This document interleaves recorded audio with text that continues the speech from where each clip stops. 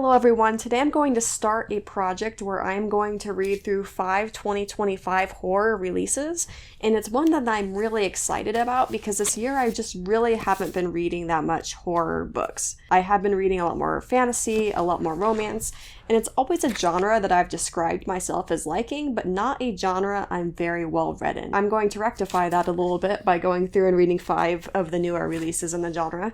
The first one that I have on the stack is Witchcraft for Wayward Girls, which is a book by Grady Hendrix. What I know about this is that it's about teenage girls who are being sent off to like a boarding home to have their babies, and it's like a period of shame and they're being told what to do and somehow get some of their power back through witchy rituals. That might be off, but that's what I know about it, and it's intriguing to me. This is also the longest book that I have. The next one in the stack I have is Victorian Psycho, which is a really short book that is about a governess, and she's like a psycho. She means harm for the family. I don't know very much about this beyond that, and I'm excited to read it. The third one I have is Eat the Ones You Love. This is a book about a woman who gets a job at a retail store in a mall, and it has plants. It's a plant store. And there's some cognizant plant that is actually running the show. Don't know much about it beyond that, but anything that has this cool of a cover hopefully is good. The fourth book I have in the stack for this video is Starving Saints, and this one's like a medieval horror book where we have a bunch of people stuck in a castle during a siege and the food is running low, and then I guess some sort of saintly figures show up and everything is solved, except it's really not, and we follow someone who understands the reality of what's going on. I don't really know exactly what the reality of what is going on is in this book, but I'm looking forward to reading it. And then the last one I have is When the Wolf Comes Home, which I've kind of heard is just really fast-paced and fun, kind of like those 80s horror book, and you have like a young girl who is babysitting a kid or something when his father starts chasing, I don't know, it's a wolf thing. I don't know. We'll see what this is about. I think actually I'm going to start with this one. I've heard some good things about it. I've heard it's fast-paced. I heard there's like allusions to fairy tales and it's just fun. So I'm going to go ahead and out of all the 5 of these, start with Where the Wolf Comes Home. And then as I form an opinion on the book, I will check back in and let you know what I think.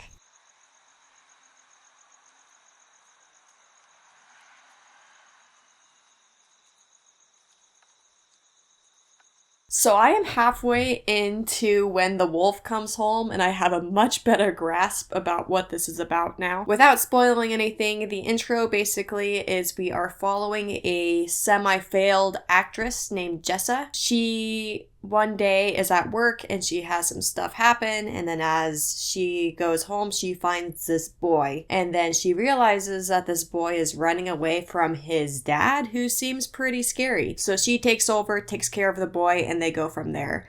What this is really good at is it's very fast-paced, so you're not sitting there waiting for something to happen. You continually have something that is happening in this book, so much so that sometimes I almost want a breather to sit back. It's so changing from scene to scene as to what you are dealing with, and it kind of gives you that feeling of being overstimulated and overwhelmed as the characters go from what seems to be an ordinary day into living the absurd. What this book also does really well is I feel like it gives us the sense of childhood fear. You remember when you were a kid and you were scared of things that today you would just not be scared of. There were SpongeBob episodes that caused me to have fear when I was a kid that would not have the same impact now, and I feel like this book gives us the ability to go back and experience that childhood fear from the eyes sort of a child as we read through the things that happen in this. So if you kind of want to go back and experience fear like you did when you were younger, this is probably the best book that I've seen do this. Now, the author in this book tries to be very witty, and oftentimes he is.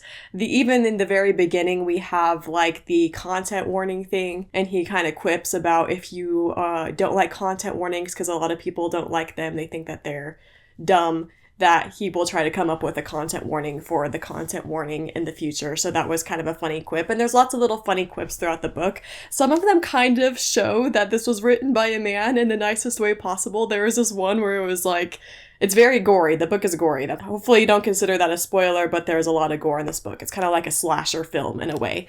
And there's this one moment where they're like, oh, there is this limb, like this arm, splayed across a bookshelf, just like when you get home after a long day and you throw your bra at the bookshelf. And I was all thinking, like, I wonder what percentage of the female population has ever gotten home from work and thrown their bra at the bookshelf. So there's a couple of things like that. Most of the little quippy things actually kind of hit, so it's a pretty good book for that. But there are like these moments where it was like, okay, yeah, this is a female character that we're portraying as the main character, but this book was definitely written by a man.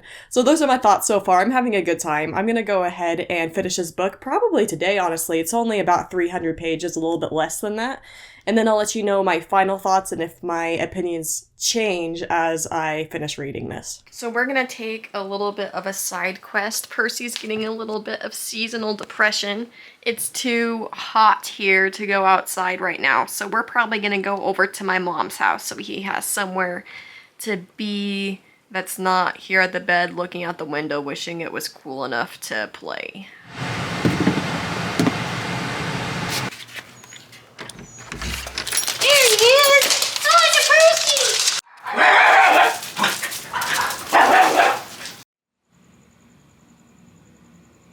I just finished this book and that ending was so shocking and so strong, and I enjoyed this book way more than I initially thought I would. I always thought it was going to be a halfway decent book, but it became a really good book by the end.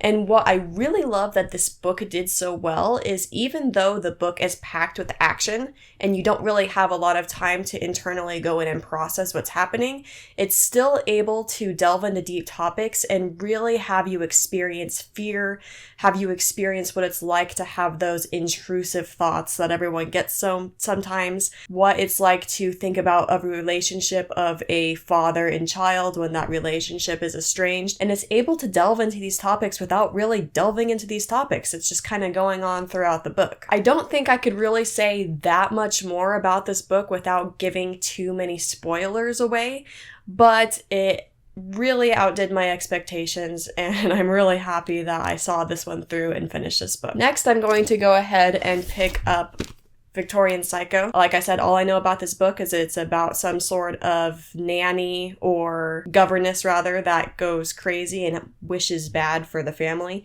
I'm gonna read it and then I'm gonna let you know what I think.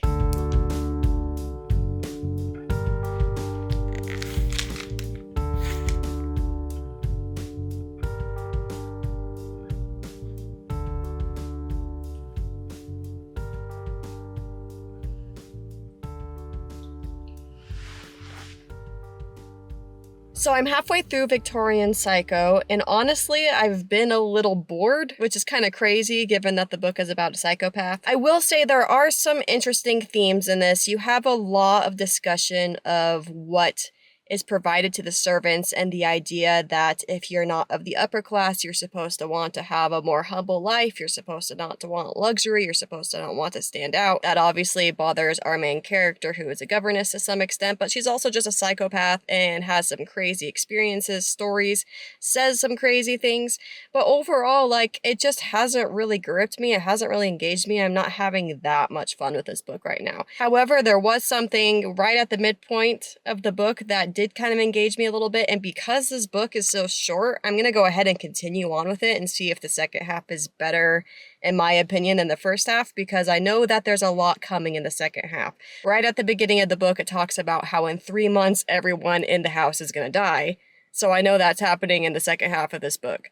So interesting to see all of that and how exactly that's going to pan out as the days get closer and closer to some big catastrophic event. Like I said, that's mentioned in like page 2. I am on a little bit of an errand right now though. I am going to go check out one of my nearby little local library things, like those box things where you put books in, because I have this book that I recently started reading and really didn't like, and I kind of don't want to leave it in my house. So I'm going to try to find a place where someone else might be able to grab it and enjoy it. So I'm going to go see what's going on at that park, check out where that thing is, and then when I'm done with Victorian Psycho, I'll come back and I'll update you on if I like it any better than I do now.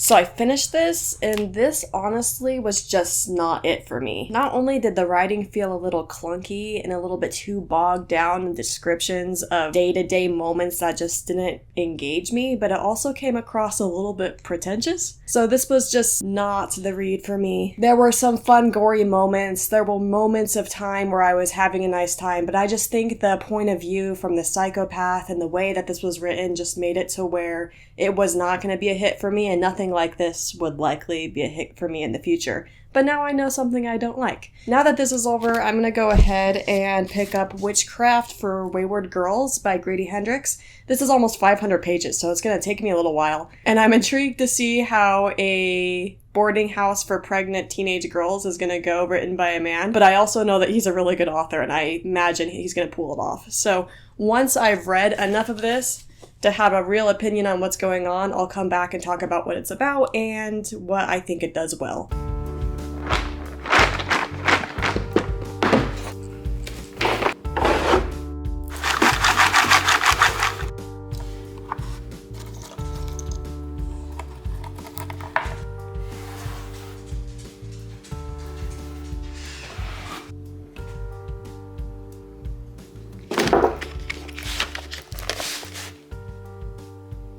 So I'm halfway through this book, and I am really, really liking this one. The beginning really feels like it's more historical fiction than horror, as we follow our main character get to this boarding house for pregnant girls, and her experience there in her first few weeks is really bad. Not only do they dehumanize her and disregard all her feelings and all her questions, she's not allowed to know what happens when she gives birth, for example, but she is also made to feel guilty and shamed constantly while having to deal with religious dogma and a doctor who just doesn't care that she understands what's going on to her and is more willing to shame her along with those who are at the boarding house. All the girls are given new names, and they are told that this should be just forgotten. The whole experience should be forgotten, they should go home afterwards, and their babies will be then sold for a profit. So at the beginning, it's showing all these horrific things that are happening in the plot to the different girls here. And it's horrific in itself that there's like this period in history, and still many places today, where women can be this mistreated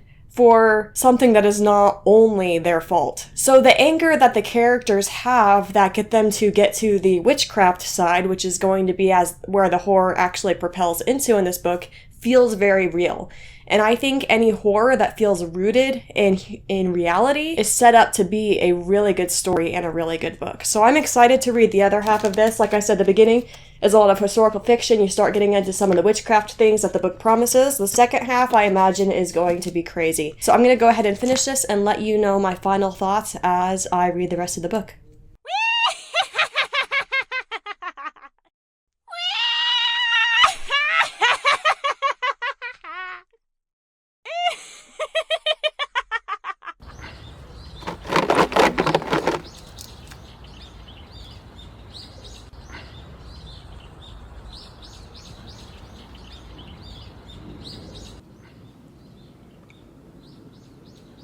This ended up being probably one of my favorite reads so far of the year. The historical fiction aspect of this book is so real researched, and it's about a topic I didn't know that much about. I did not know exactly what it was like to be a pregnant teenager in 1970 or in that time period before the passage of Roe v. Wade. But I do know what it's like to be a woman in the world, and I feel like Grady Hendrix really has a lot of empathy in the way he writes, because you really feel the pain that these girls are going through, as they are constantly disrespected and shamed and guilted for the same thing over and over again with very little human compassion and understanding. And the fact that a lot of their choices are taken from them and they turn to an alternative power source, witchcraft, to try to give them power in a world that's not giving them any say is really cool, and I think is really something that we've seen throughout history when you have women who are powerless in a world not made for them, finding an alternative route to be able to make sure that their will is shown in the world. So honestly, I like this more for the historical fiction side. The witch stuff was okay. It was definitely fitting the theme, and it was definitely fun to read about, as you had certain events occur that kind of in a way made you feel like it avenged some of the pain that these girls went through, but at the same time it was a little dark and it wasn't all fun the entire time, making it definitely a true horror book. I cried at the end of this one. I'm not going to forget it for a while, and honestly, if this is something that sounds interesting to you, I'd pick it up sooner than later. There are some people who think the book is a little long for what it is. I actually think the length is perfect. You really got some time to sit with these characters and let all of the story marinate and make you have that righteous rage that makes the horror side and the witchcraft side a lot more intriguing than if you didn't have that pent up anxiety and rage behind it. That was kind of a lot, so now I'm gonna go ahead and read a little bit of a shorter book that I think kind of has a lighter theme. I mean, these are all horror books, so it's not gonna be light. But I'm gonna go ahead and read Eat the Ones You Love, which is about that plant in a plant store that is kind of like taking over, or I don't know. So I'm going to go ahead and read maybe the first half, and I'll tell you what I'm thinking about this one.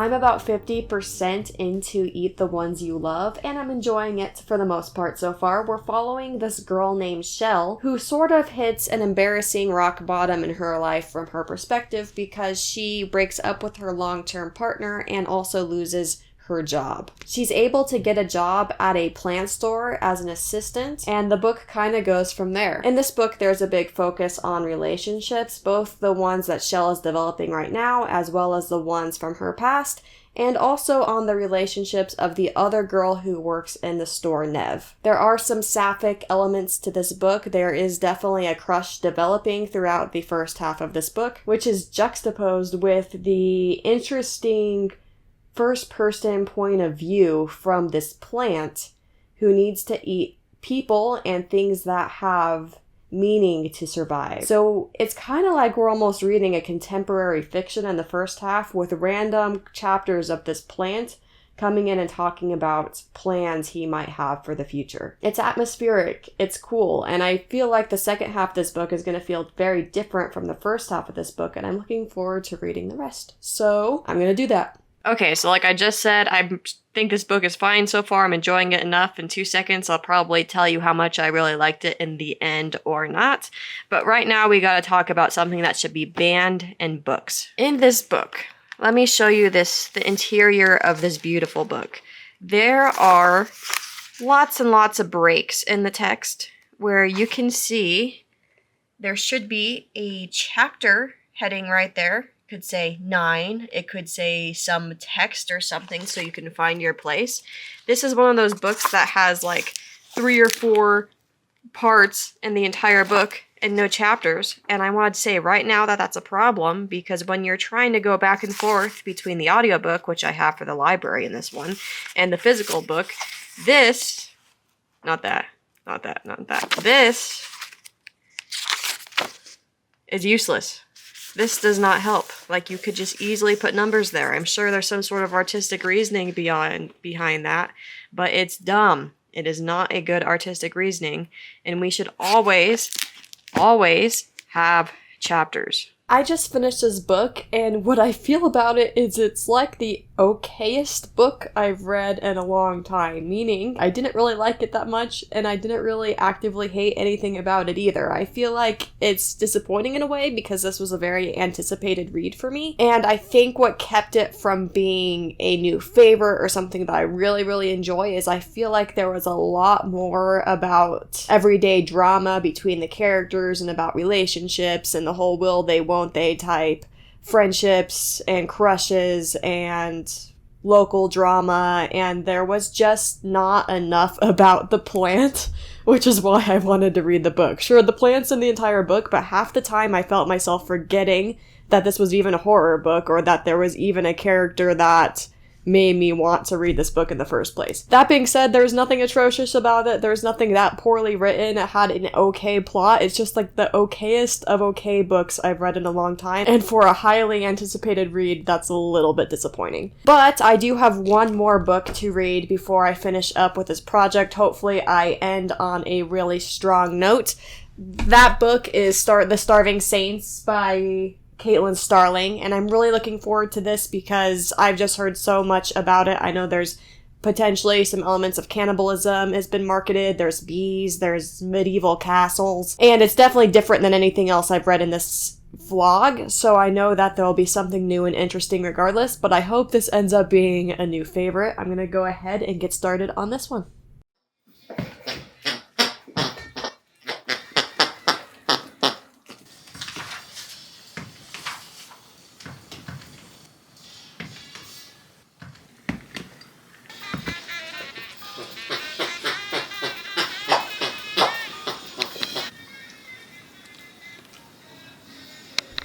So I'm about 40% into this book, and I'm really liking the story so far. We're following 3 characters who are really intriguing.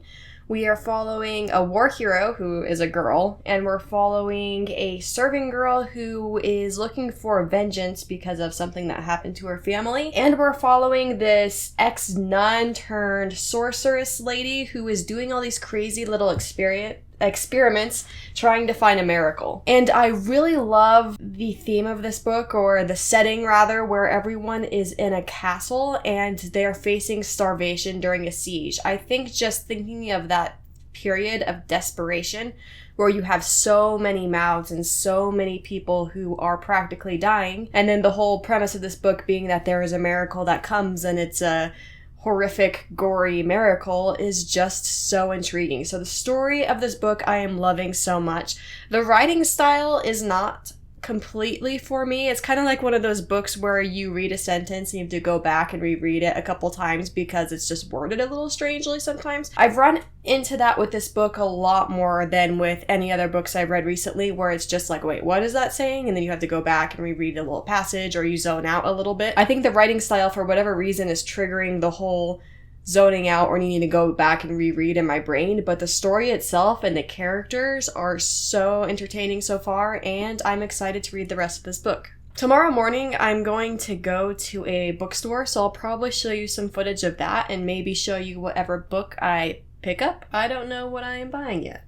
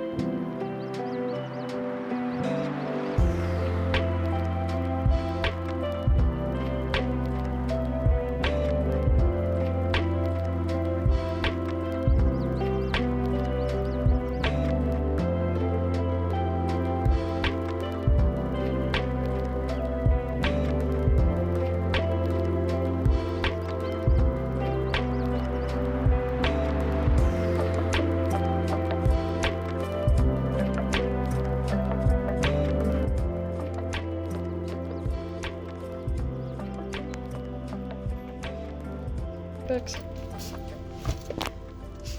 So I just finished this book, and there was a lot of really intriguing things about it. One thing was that it felt a little bit like you were in a fever dream. Everything happening in this situation is just very unsettling, and the three characters that I mentioned in the initial part of this kind of converge and work together to some extent, but also have their own things going on. It's definitely very confusing. It's like trying to solve a problem by yourself and cooperatively while losing your sanity and while wondering if you have your sanity or not. So this is definitely very intriguing for all of those things. For me personally, I feel like I was expecting this to be a favorite book of the year, and it fell short of that quite a bit, mainly because I spent so much time rereading and being confused and not knowing what was going on beyond what was entertaining for this story, to where it was almost like I felt like this could have used another draft to really reach its potential. And I feel kind of like a jerk saying that, but at the same time, like, the reading experience is definitely a thing, and I wish that I could have explored this story without so much confusion on my end. So this has been a really fun project, and I know I haven't been giving star ratings to these books as I have gone through and read them, but I do want to take the time to sit here and rank them, because I feel like there is a huge variety of what I read in this genre, and also a huge variety in my enjoyment of what I read in this genre. And I think the ranking is obvious after you've watched the rest of this video, but I just think it'll be fun. So I'm going to go ahead and do that real quick. For me, in my own personal taste, which is completely subjective and maybe not at all what you experience, my 5th place pick from this project is Victorian Psycho. I feel like for the subject matter, I spent too much of my time bored with the mundane day-to-day details that this book has, and it's not very long, so it doesn't really do that much beyond that. It's kind of just wasn't as intriguing to me as I expected it to be, and I wanted it to be something that it wasn't, and I can't really pinpoint what that was, but for me, this was not a hit. In 4th place, I have Eat the Ones You Love. There's definitely moments when I was enjoying this book, but I felt like it focused a lot more on the contemporary drama of a small group of friends and community, and a lot less on the plant than I was expecting, which just was a little upsetting for me. I wanted more of the plant, less of the day-to-day drama. In 3rd place, we have The Starving Saints. This book had my favorite premise and really my favorite setting, but I spent too much of my reading time rereading and confused to really enjoy what I had before me. So I really feel like this would have been a top 1 pick if it had had another draft, just to make it a little bit easier for the reader. My 2nd place, which I did rate 5 stars, is When the Wolf Comes Home. This was such an intriguing and well-executed exploration of childhood fear and how so much of us have fears in everyday life. And it really outdid my expectation. I did not expect to like it this much. I always felt like everyone described this in the vaguest way possible, and I feel like for what it is, I'm describing it in a vague way too, but it's because to tell the extreme details of what this is about is to spoil the book. It is a thriller as much as it is a horror book, and it's something that you should really pick up if you have any interest in the topic at all. And in 1st place, I have Witchcraft for Wayward Girls. I love history. I love horror. This was well researched. I really felt like I was in the time period. I really felt like I could empathize with the characters, and it became more than just being a horror book for me, but a discovery of a period of US history that I wasn't super aware of, as well as a exploration of feminine power when they feel powerless.